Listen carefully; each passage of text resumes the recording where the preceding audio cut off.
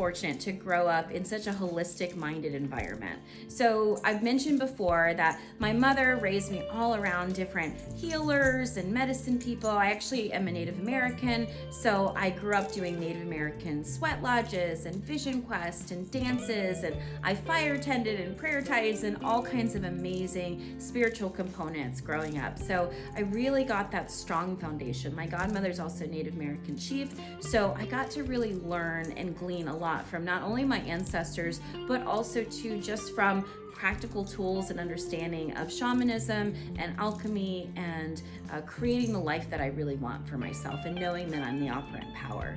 So that was really the spiritual side. So my mother really brought forth that.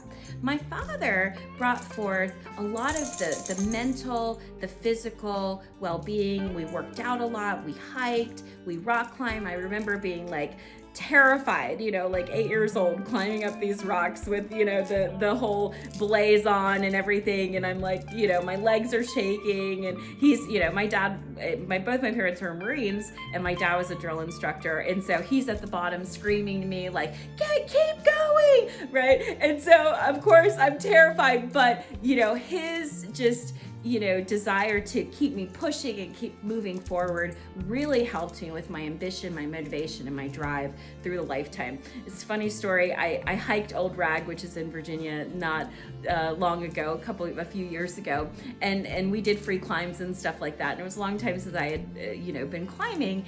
And when I got to the top, I just got so emotional because I remembered really the faith that my dad had in me at that time when I was little, not having any experience, and that really helped drive me. So not only that, I've really been able to combine both. My parents were also vegetarians, so when I grew up, I was a vegetarian as well. So I grew up eating, vegetables, and I grew up learning all about vegetarianism and veganism, but I was also really fascinated with the 1960s consciousness movement. So I grew up, listening to The Doors and reading poetry from Jim Morrison and Aldous Huxley and The Doors of Perception. So I was really fascinated with consciousness and thinking outside of the box, and art and culture and writing. And so those all really infused and became a part of me. I'm a writer, I'm a musician, and so I really was able to take that creativity and apply it to healthcare, because I really see healthcare as you have to think outside the box.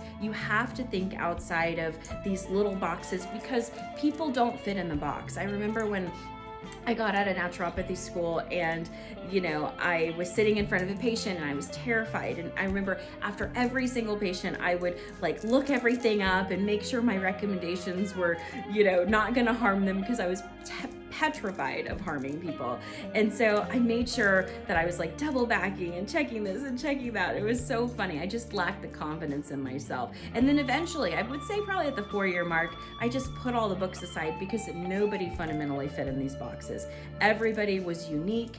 Everybody had their own story, had their own ideas, their own concept, their own lifestyle. So I put the books aside and I actually started to listen to people. And that's really how I learned the most, was listening to people and listening to their stories and sitting back and going, why is that happening? Why is that happening? And really began to make some connections by looking at patterns of behavior, patterns of thought process, patterns of actions for people that decided not to eat healthy versus people that did eat healthy, people that just kept struggling or sabotaging themselves again and again and again. And then I began to learn a way to be able to educate those people and reach those people that really medicine had forgotten about. A lot of times you'll go to the doctor, you have an unexplainable condition going on, there's no diagnosis yet, but you're still feeling really sick and ill, and the solution either is come back when you feel worse, or here, I'm just gonna throw a pill at you. And so I really wanted to understand on a deep level why this person was unwell and what contributing factors